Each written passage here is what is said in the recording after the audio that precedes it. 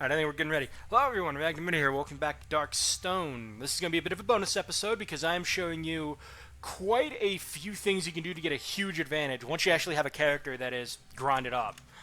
For this showcase, I'm utilizing my Thief and a level 1 Mersha. And no, those stats don't lie. You'll see what we have in store today. But first things first. Bring over a character that you would like to, first thing we're going to do is we're going to copy gold. So as you can see here, I have a whole bunch of stuff that I thieved from the land of make-believe. By that I mean Turkish.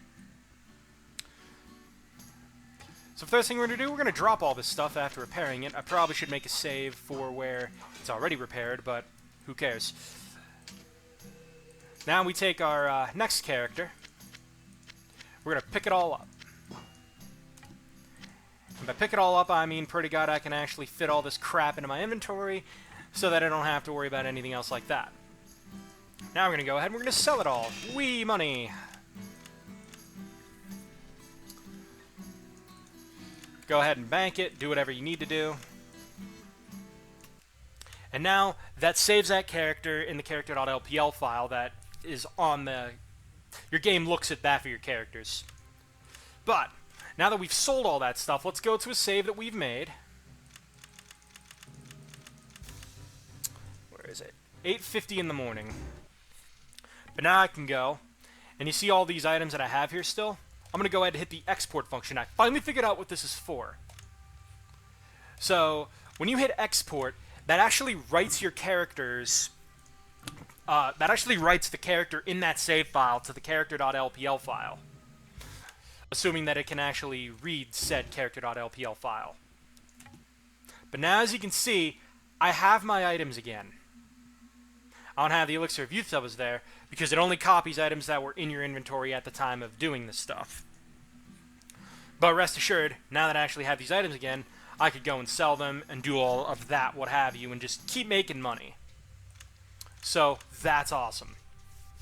You can pretty much use that tactic on any fresh character when you have a decent level thief. I would recommend at least level 35 so you have master mode access.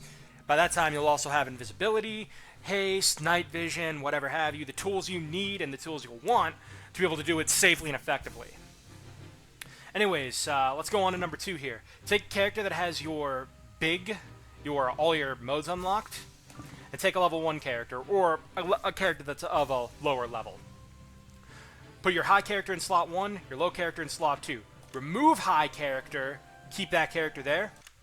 For whatever reason, the game still thinks that player 1 is there, but it has all your modes unlocked. That is funny as hell, is it not?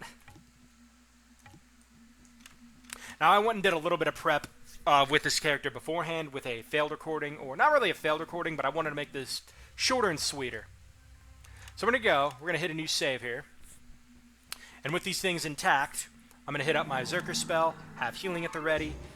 Let me have my XP shown here, because we're in legend mode, right?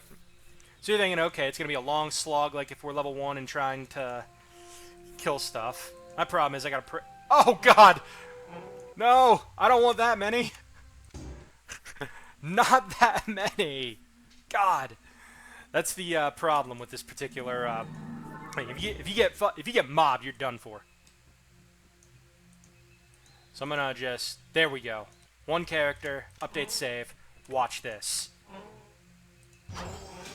Look at this.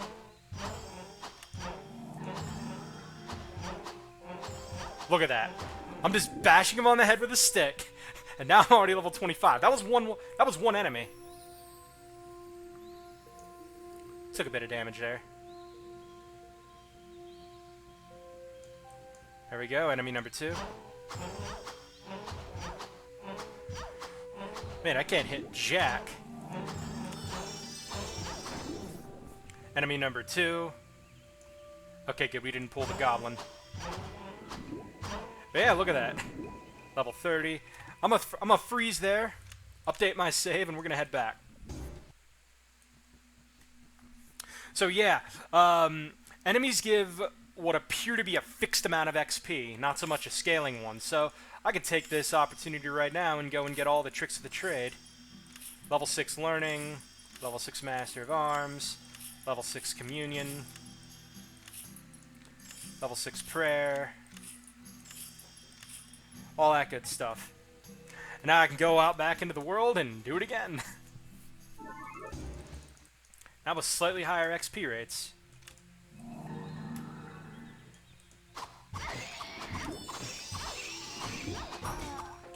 Until that happens. I'll load my game there so that it doesn't write that to my file. But there you go. That's about all the actual bugs that helped you out a bit. Now one last exploit. Take a character that has roughly, adjust my mic there. Take a character that has what you're looking for, or at the very least has modes unlocked that have what you're looking for. Novice, Hero, and Legend will always have Tier 1 spells.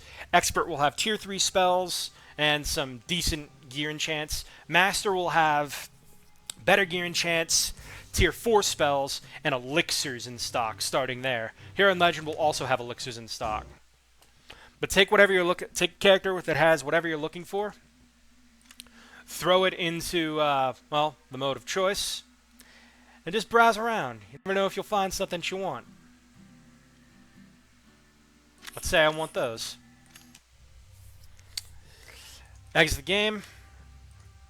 Start a brand new game in said mode, and you can just keep doing this over and over again until you have desired items, desired elixirs. This is the real way to elixir farm in this game, so you can pretty much inflate stats at your leisure.